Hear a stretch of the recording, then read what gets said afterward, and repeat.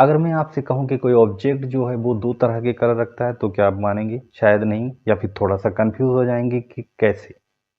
मान लो कोई ऑब्जेक्ट जो है वो वाइट कलर का दिखता है तो फिर वो रेड कलर का भी दिख सकता है, वो ऑरेंज कलर का भी दिख सकता है, या फिर वो किसी और कलर का दिख सकता है उस ऑब्जेक्ट के ऊपर बाहर से बिना कोई कलर लगाए हुए। अब आप सोचेंगे कि कैसे। तो आज के वीडियो में हम यही सब डिस्कस करने जा रहे हैं।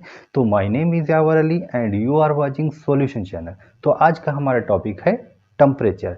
हम बात कर रहे हैं प्रॉपर्टीज ऑफ मैटर की। तो पिछले वीडियो में हमने प्रॉपर्टीज ऑफ मैटर में फिजिकल प्रॉपर्टीज में बात की थी, मास, वेट, वॉल्यूम, डेंसिटी। तो आज हम बात करेंगे टेम्परेचर की, ये भी फिजिकल प्रॉपर्टी है। तो चलिए शुरू करते हैं। तो टेम्परेचर, तो सबसे पहले हम बात करते हैं कि ये टेम्परेचर होता क्या है। तो टेम्परेचर जो है वो किसी ऑब्जेक्ट की थर्मल एनर्जी को एज हॉटनेस या फिर कोल्डनेस की फॉर्म में मेजर करता है, यानी कि किसी ऑब्जेक्ट में कितनी थर्मल एनर्जी है ये इसको मेजर करता है। तो टेम्परेचर की जो है वो डेफिनेशन क्या हो सकती है? तो टेम्परेचर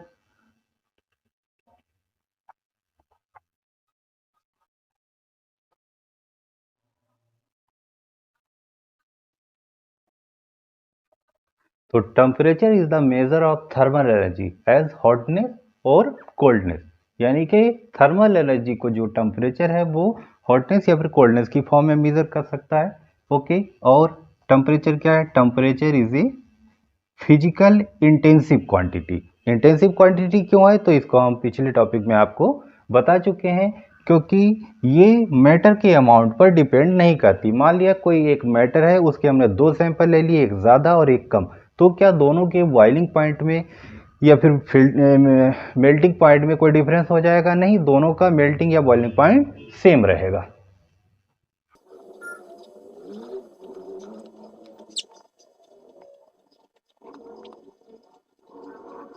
तो temperature is a physical intensive quantity. Temperature जो है वो फिजिकल इंटेंसिव क्वांटिटी है।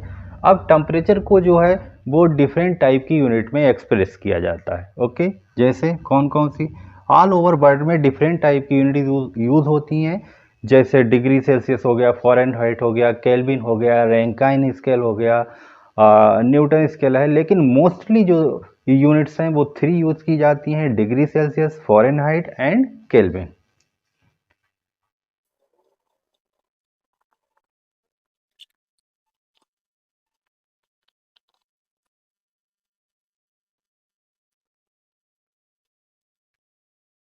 Etcetera.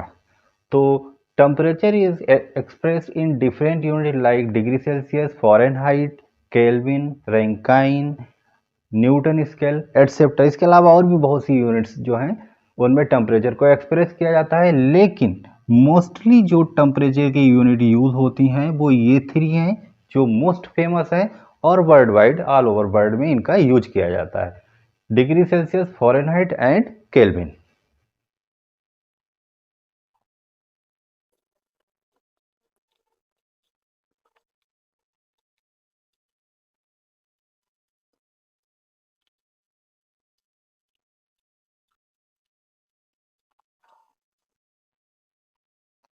And these units are used mostly in all over worlds, यानी कि दुनिया में ज़्यादातर इन्हीं यूनिट्स का यूज किया जाता है। तो चलिए हम इन यूनिट्स पर डिस्कस करते हैं एक एक करके। इसमें हमारी जो केल्विन यूनिट है ये हमारी एसआई यूनिट है। ठीक है, इसको रफ कर देता हूँ। ओके, तो चलिए हम पहला स्केल ले लेते हैं, सेल्सियस स्केल। सेल्सियस स्केल, इसको इस तरह से डिनोट करते हैं, डिग्री सेल्सियस। सेल्सियस स्केल जो है इसको मोस्ट वाइडली टेम्परेचर के लिए यूज किया जाता है। आप प्रेजेंट में हम जहाँ पर भी टेम्परेचर की बात करते हैं तो ज़्यादातर हम डिग्री सेल्सियस में ही बात करते हैं। अगर हम न्यूमेरिकल्स वगैरह सोल्व करते हैं तो वहाँ पर हम केल्विन का यूज करते हैं। ओके, तो सेल्सियस स्केल जो है इसको डेवलप किया था एंडर सेल्सियस ने 1742 में।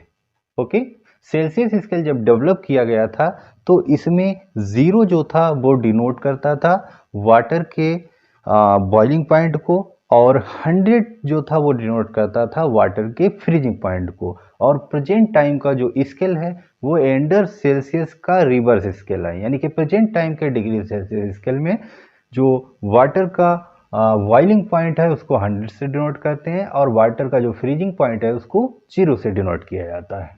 ओके, तो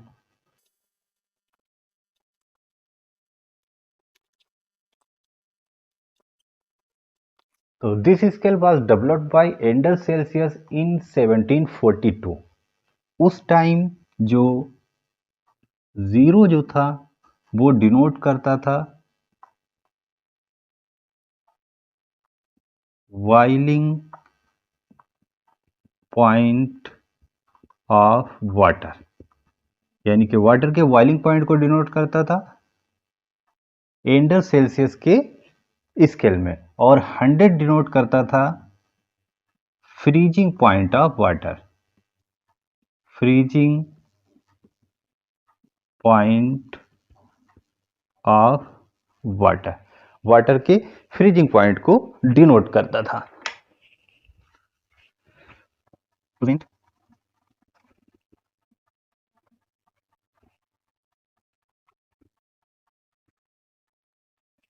present Celsius scale is the reverse of Anders Celsius scale. Present Celsius scale में जीरो जो है वो डिनोट करता है freezing point of water, freezing point of water, और 100 डिनोट करता है boiling point of water, point of water, water के बॉइलिंग पॉइंट को डिनोट करता है। ओके, जो कि है एंडर सेल्सियस स्केल को 1948 में रिवर्स कर दिया गया था। अब प्रेजेंट टाइम में हम एंडर सेल्सियस स्केल की रिवर्स फॉर्म का यूज करते हैं जो हमारा डिग्री सेल्सियस स्केल कहलाता है। Okay, next point.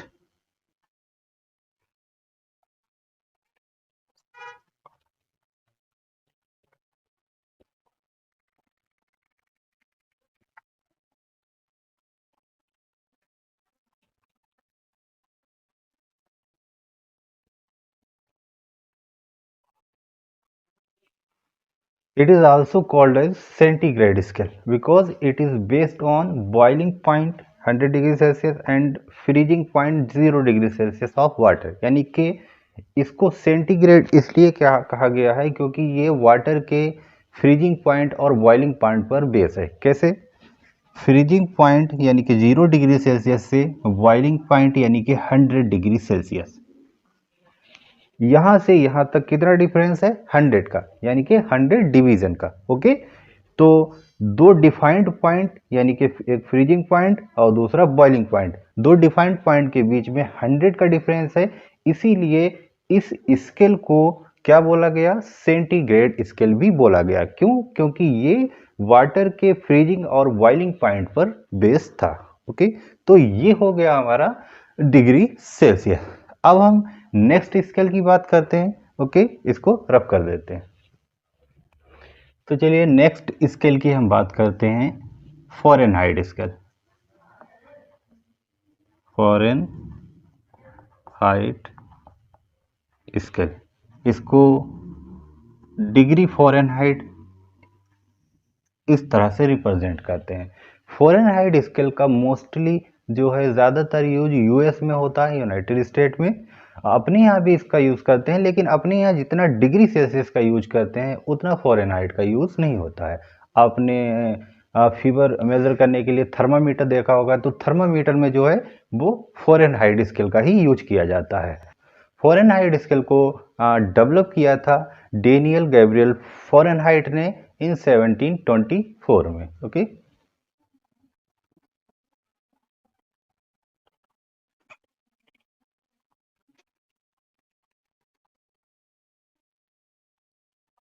चलिए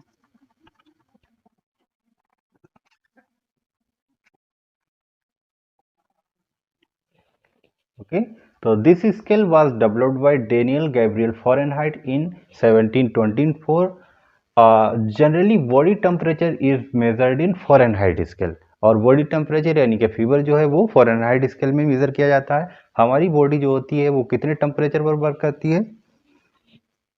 37 डिग्री सेल्सियस। और इसको अगर हम फ़ारेनहाइट में बात करेंगे तो ये हो जाएगा 98.6 फ़ारेनहाइट। यानी कि हमारी बॉडी के अंदर जो भी बायोलॉजिकल प्रोसेसेस होती हैं वो बेस्ट तरीके से किस टेम्परेचर पर होती हैं, या किस टेम्परेचर पर होती हैं? 37 डिग्री सेल्सियस, 98.6 फ़ारेनहाइट पर। ओके।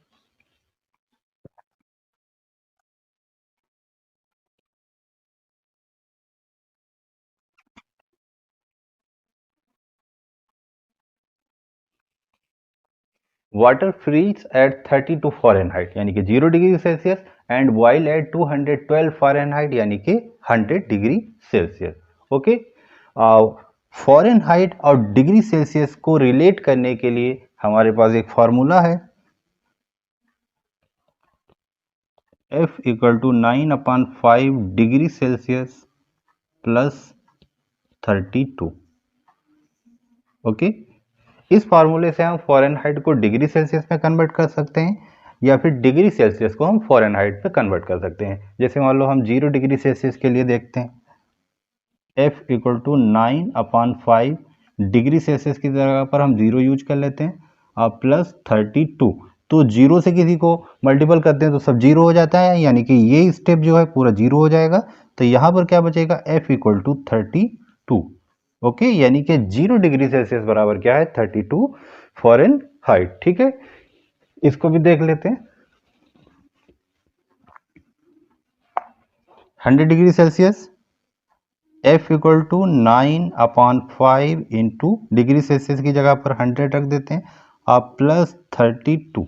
ठीक है, 5 20 180 प्लस 30 2 बराबर 212। ओके, यानी कि 100 डिग्री सेल्सियस इक्वल टू कितना होगा? 212 फ़ारेनहाइट। ओके। एक ऐसा टेम्परेचर होता है जिस पर डिग्री सेल्सियस और फ़ारेनहाइट जो होते हैं वो दोनों इक्वल हो जाते हैं। क्या होता है? -40 डिग्री सेल्सियस। -40 डिग्री सेल्सियस पर -40 फ़ारेनहाइट भी होता है, यानी कि -40 टेम्परेचर पर डिग्री सेल्सियस और फ़ारेनहाइट दोनों कैसे हो जाते हैं? इक्वल हो जाते हैं। इसको भी चेक कर लेते हैं। देखो, F equal to 9/5 into degree Celsius की जगह पर हम लिख लेते हैं -40 और प्लस 32। ठीक, तो 8 टाइम 9 इंटू 8 कितना हो जाएगा? -72, क्योंकि ये माइनस लगा हुआ है, अब प्लस 32 इक्वल टू कितना बचेगा? -40। ठीक है, यानी कि -40 डिग्री सेल्सियस पर फ़ारेनहाइट कितना होता है? -40। यानी कि ये दोनों टेम्परेचर जो होते हैं डिग्री सेल्सियस फ़ारेनहाइट -40 पर इक्वल हो जाते हैं। ठीक है, तो चलिए अब हम नेक्स्ट स्केल की बात करते हैं, यानी कि केल्विन। इसको रफ कर देते हैं। तो चलिए अब हम बात करते हैं kelvin scale. Kelvin scale, okay, इसको के से डिनोट करते हैं। ये टेम्परेचर की एसआई यूनिट भी है, एसआई यूनिट।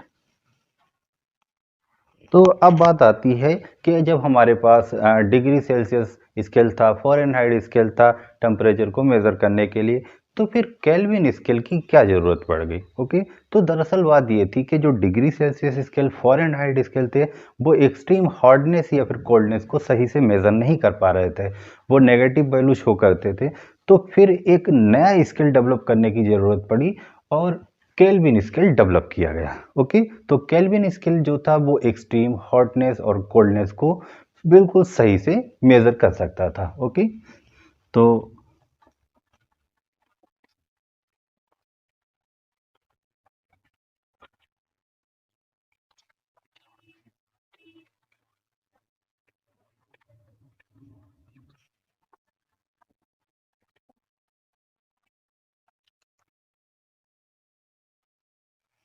ओके, तो this scale was developed by William Thomson. इनको लॉर्ड केल्विन भी बोला जाता है। In 1848 it is use to measure extreme hotness and coldness. Okay, इस स्केल को डेवलप किया था विलियम थॉमसन ने, जिनको लॉर्ड केल्विन भी बोला जाता है। उनके इसी नाम के बेस पर इस स्केल को केल्विन स्केल बोला गया। ओके, इस स्केल को एब्सोल्यूट स्केल भी बोला जाता है।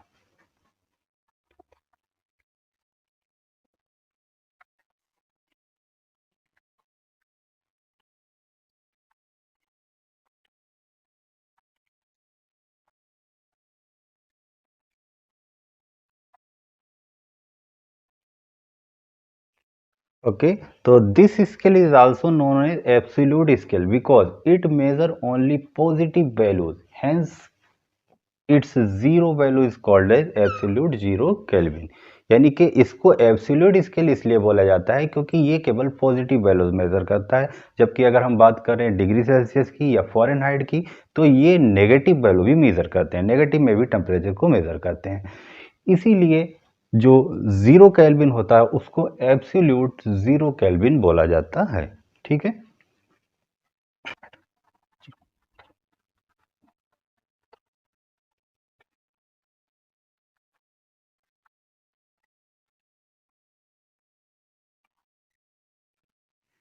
ओके, तो एट जीरो केल्विन यानी कि at absolute temperature, zero temperature, no thermal energy can be remove from a matter. यानी कि अगर कोई ऑब्जेक्ट जो है वो एब्सोल्यूट जीरो टेम्परेचर पर रखा हुआ है तो फिर उसमें से अब और थर्मल एनर्जी नहीं निकाली जा सकती।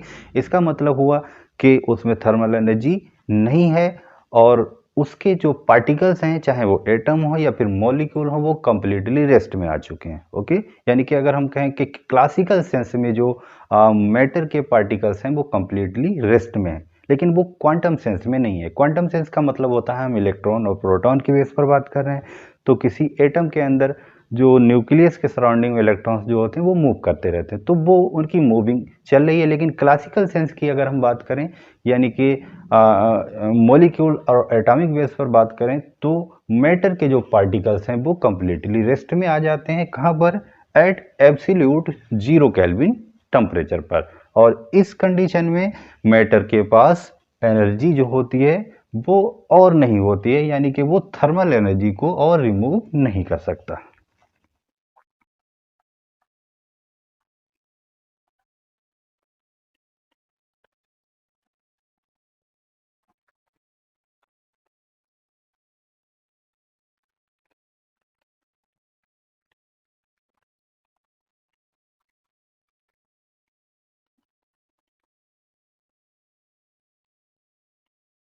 ओके, तो experimentally temperature is achieved very close to absolute zero kelvin.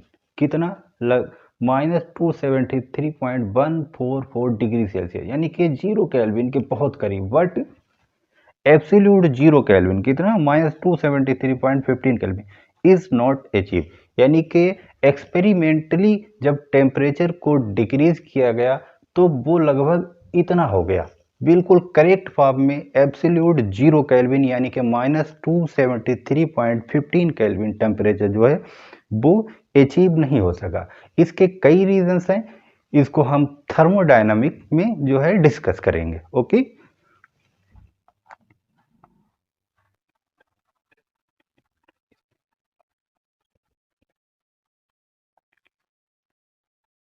Okay, degree notation is not present with kelvin scale. Kelvin scale के में जो के होता है उसके साथ में हम डिग्री का यूज नहीं करते हैं, लेकिन हम डिग्री सेल्सियस फ़ारेनहाइट में डिग्री का यूज करते हैं। जैसे मान लो सेल्सियस को ऐसे करके डिग्री लगाते हैं, ये डिग्री का साइन है। फ़ारेनहाइट में भी हम डिग्री का यूज करते हैं इस तरह से। लेकिन हम अगर केल्विन की बात करें तो हम केल्विन में जो है डिग्री का यूज नहीं करते हैं। ओके, तो ये हो गया हमारा केल्विन स्केल। ओके, तो चलिए अब हम बात करेंगे कि जो टेम्परेचर होता है उस, हाँ एक चीज और देख लेते हैं।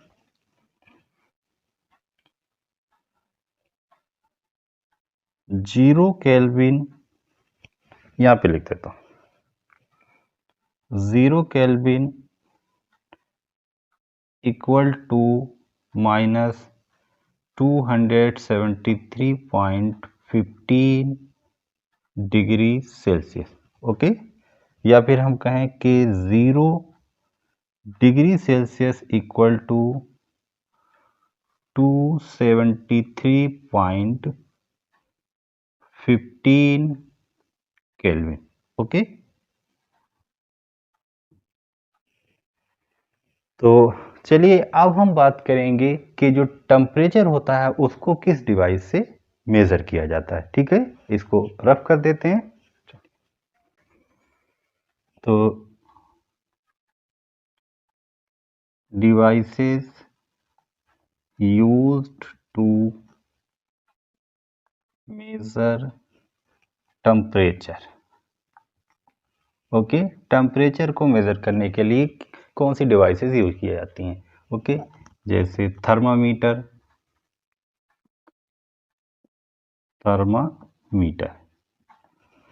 थर्मामीटर जो है ये डिफरेंट रेंज के बनाए जाते हैं रिक्वायरमेंट के हिसाब से।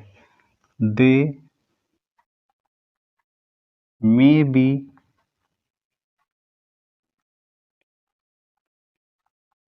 डिफरेंट रेंज ऑफ टेम्परेचर्स, जैसे क्लिनिकल थर्मामीटर। क्लिनिकल थर्मामीटर जो होते हैं इनकी रेंज 35 डिग्री सेल्सियस से 42 डिग्री सेल्सियस के बीच में होती है, क्योंकि इनका यूज बॉडी का टेम्परेचर मेजर करने के लिए होता है, जो इन दोनों के स्केल के बीच में ही रहता है। ओके,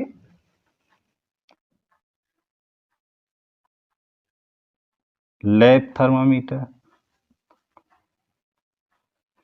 लेबोरेटरी वगैरह में जो थर्मामीटर लगाए जाते हैं उनका स्केल -10 डिग्री सेल्सियस से 110 डिग्री सेल्सियस के बीच में होता है, क्योंकि इनका यूज लेबोरेटरी का टेम्परेचर मेजर करने के लिए किया जाता है, या फिर जो है सैंपल वगैरह हैं जो भी यूज किए जा रहे हैं एक्सपेरिमेंट के लिए, उनका टेम्परेचर मेजर करने के लिए यूज करते हैं।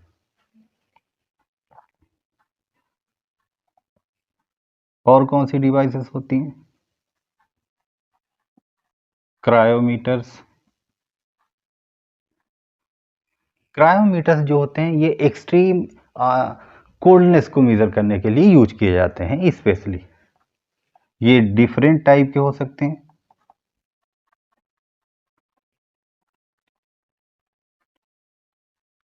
They are use to measure extreme coldness.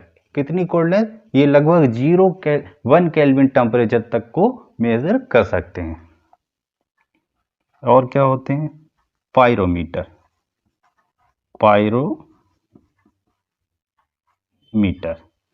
Pyrometer device जो होती हैं ये हल्के टेम्परेचर को भी मेजर कर सकती हैं और एक्सट्रीम हॉट को भी मेजर कर सकती हैं। स्पेशली इस टाइप की डिवाइसेस यानी कि पायरोमीटर्स जो होते हैं इनका यूज एक्सट्रीम हॉटनेस को मेजर करने के लिए किया जाता है। ये जो होती हैं लॉ ऑफ रेडिएशन पर वर्क करती हैं, यानी कि ये रेडिएशन को एब्जॉर्ब करके फिर टेम्परेचर को कैलकुलेट करती है। जैसे मान लो सन का टेम्परेचर है, अब सन का टेम्परेचर सन के पास में जाके थोड़ी मेजर होगा, सन का टेम्परेचर वहाँ से जो रेडिएशन निकलती है उसको ये डिवाइसेस क्या करती हैं, एब्जॉर्ब कर लेती हैं और इस तरह से अबाउट में सन के टेम्परेचर को बताती हैं। इसके अलावा फीवर वगैरह जो होते हैं उसको भी इनसे मेज़र किया जा सकता है।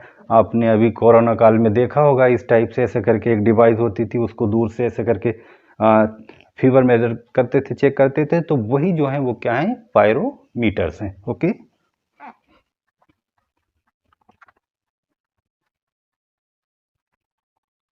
तो they are use to measure extreme hotness. Okay, specially जो होते हैं इनका यूज एक्सट्रीम हॉटनेस को मेजर करने के लिए किया जाता है, क्योंकि ये जो होते हैं बॉडी के विदाउट कांटेक्ट उसका टेम्परेचर मेजर कर लेते हैं। जैसे मान लो अगर कोई बहुत ज़्यादा बॉडी हॉट है, मान लो उसका टेम्परेचर 2000 डिग्री सेल्सियस है और उसके पास में अगर हम ये वाले थर्मामीटर वगैरह ले जाएं तो वो क्या होंगे, वो डिस्ट्रॉय हो जाएंगे, खराब हो जाएंगे उसमें डालते ही। तो इसीलिए ये पायरोमीटर का यूज किया जाता है। ये नॉन कांटेक्ट दूर से ही जो होते हैं उसका रेडिएशन ऑब्जर्व करके उस बॉडी के टेम्परेचर को मेजर कर लेते हैं। ओके, तो ये डिवाइसेस हो गई हैं जो टेम्परेचर को मेज़र करती हैं। ठीक है, तो चलिए अब हम बात कर लेते हैं कुछ एप्लीकेशंस की। ओके, तो इसको रफ कर देते हैं। ठीक, तो चलिए अब हम बात कर लेते हैं कुछ टेम्परेचर के एप्लीकेशंस की। Applications of temperature. ठीक है, तो अगर हम बात करें प्रोसेस की, जैसे फिजिकल है, केमिकल, तो लगभग ऑल टाइप की जो भी प्रोसेसेस होती हैं वो सभी की सभी टेम्परेचर से अफेक्ट होती हैं, चाहे वो फिजिकल हो चाहे वो केमिकल हो। टेम्परेचर बढ़ने पर उनकी स्पीड बढ़ सकती है या फिर कम हो सकती है, ऐसे टेम्परेचर कम होने पर उनकी स्पीड बढ़ सकती है या फिर कम हो सकती है। जैसे अगर हम बात करें हमारी बॉडी के अंदर जो बायोलॉजिकल प्रोसेस होती हैं तो वो एक पार्टिकुलर टेम्परेचर पर बेटर तरीके से होती हैं। जैसे वो पर्टिकुलर टेम्परेचर क्या है, 37 डिग्री सेल्सियस, यानी कि हमारी जो बॉडी का टेम्परेचर है 37 डिग्री सेल्सियस, इस टेम्परेचर पर बायोलॉजिकल प्रोसेस जो होती हैं वो अच्छे से होती हैं।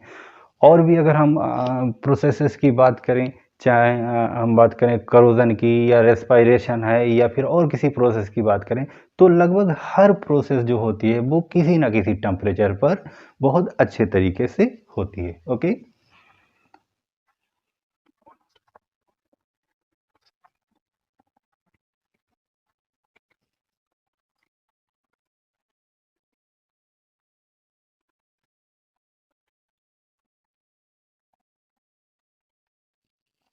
ओके, तो almost all process either physical और chemical nicely work at a temperature और at a range of temperature, यानी कि कोई भी प्रोसेस जो होती है चाहे वो फिजिकल हो या केमिकल हो, वो एक पर्टिकुलर टेम्परेचर पर बहुत अच्छे तरीके से होती है या फिर एक पर्टिकुलर रेंज ऑफ टेम्परेचर पर बहुत अच्छे तरीके से होती है।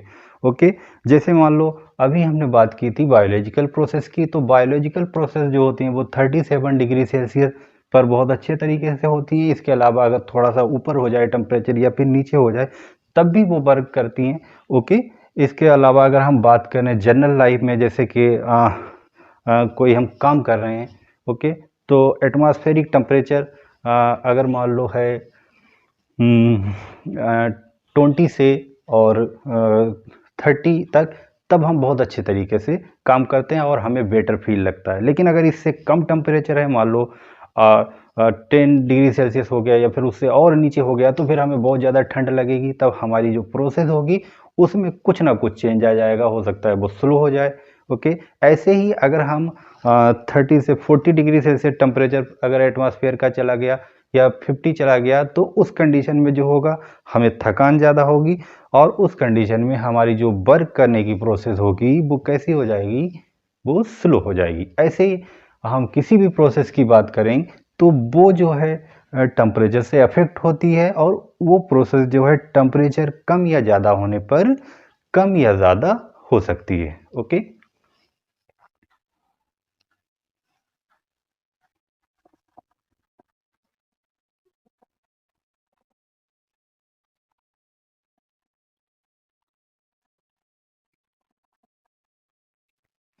ऑब्जेक्ट्स है टू टाइप्स ऑफ कलर। हाँ, ऑब्जेक्ट जो होते हैं वो दो तरह के कलर रख सकते हैं। कौन से? रिफ्लेक्शन कलर और इमिशन कलर। रिफ्लेक्शन कलर यानी कि जनरली हम नॉर्मल टेम्परेचर पर या फिर कम टेम्परेचर पर हम किसी ऑब्जेक्ट को देखते हैं तो वो कलर जो होता है ऑब्जेक्ट का वो रिफ्लेक्शन कलर कहलाता है। तो आपने रिफ्लेक्शन के बारे में वही क्लासेस में पढ़ा है और ये भी आपने पढ़ा है कि जो कोई ऑब्जेक्ट हमें दिखाई देता है वो कैसे दिखाई देता है। यानी कि ऑब्जेक्ट, कोई भी ऑब्जेक्ट होता है, जब उसके ऊपर लाइट पड़ती वो लाइट रिफ्लेक्ट होती है और रिफ्लेक्ट होकर हमारी आंखों तक आती है और हमारी आंखें क्या करती हैं, उनको सेंस कर लेती हैं और इस तरह से हमें ऑब्जेक्ट दिखाई देता है। तो नॉर्मल टेम्परेचर पर या फिर कम टेम्परेचर पर जो है हमें जो कलर दिखाई देते हैं ऑब्जेक्ट के, उन कलर्स को हम क्या बोल सकते हैं? Reflection colour. तो ये कलर जो होते हैं reflection colour eight normal temperature और लो टेम्परेचर, इस टेम्परेचर पर जो कलर दिखते हैं उनको हम रिफ्लेक्शन कलर बोल सकते हैं। ओके, जैसे मैं बात करूं आयरन की, तो आयरन जो होता है वो नॉर्मल टेम्परेचर पर कैसा दिखाई देता है? Brown colour. ओके। सिल्वर की अगर मैं बात करूं Ag, नॉर्मल टेम्परेचर या फिर कम टेम्परेचर पर कैसी दिखाई देती है? वाइट कलर की। ओके। अब बात आती है इमिशन कलर की। इमिशन कलर क्या होते हैं? यानी कि अगर हम किसी ऑब्जेक्ट को हीट करते हैं, जैसे मान लो हम बात करें आयरन की, आयरन को अगर हम हीट करते हैं तो धीरे धीरे उसका कलर चेंज होने लगता है। पहले जो होगा वो ऑरेंज कलर सा दिखेगा, फिर उसके बाद वो रेड सा हो जाएगा, फिर उसके बाद जो है हो सकता है उसका और कलर चेंज हो जाए। तो ये कलर जो है ये कैसे डेवलप हो रहे हैं? आयरन तो ब्राउन कलर का था, अब वो रेड कलर का क्यों डेवलप हो रहा है? क्यों हो रहा है? क्योंकि वो इमिशन की वजह से, उसके अंदर से जो रेडिएशन इमिट हो रहा है डिफरेंट डिफरेंट कलर का, उस कलर की वजह से अब आयरन का कलर जो है वो ब्राउन होने लगा है। ओके। ऐसे मान लो अगर हम सिल्वर की बात करें तो सिल्वर को भी हीट करने पर क्या होगा कि उसका कलर जो होगा वो वाइट से कैसा हो जाएगा? रेड कलर का हो जाएगा, या फिर किसी दूसरे ऑरेंज कलर का हो सकता है। हम जितना हीट करेंगे उस हिसाब से उसका कलर होगा। तो ये इमिशन कलर जो होते हैं वो उसके अंदर से जो लाइट इमिट होती है उसकी वजह से डेवलप होते हैं।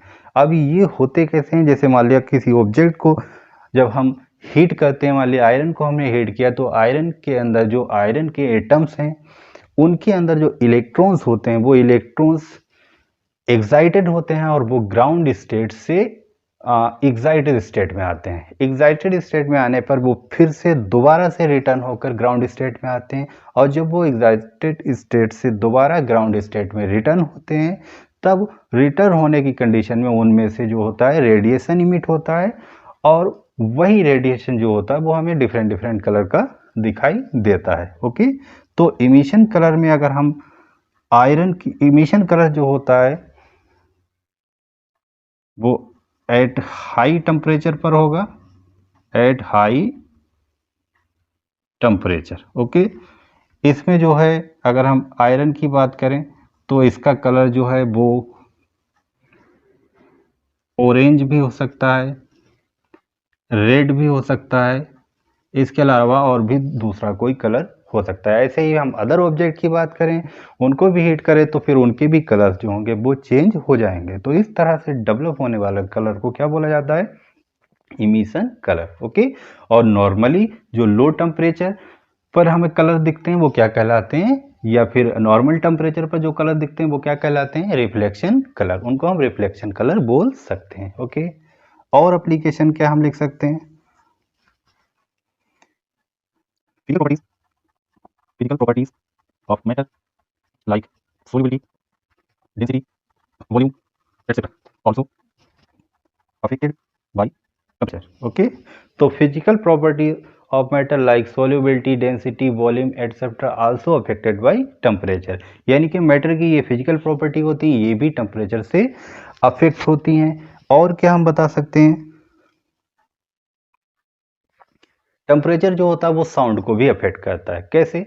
जैसे जब हम बोलते हैं तो हमारा साउंड जो होता है वो एयर में चला जाता है, और मान लो एयर का टेम्परेचर जो है वो बढ़ गया, तो एयर का टेम्परेचर अगर बढ़ेगा तो एयर के मॉलिक्यूल दूर दूर तेजी से भागने लगेंगे, क्योंकि उनमें काइनेटिक एनर्जी आ जाएगी।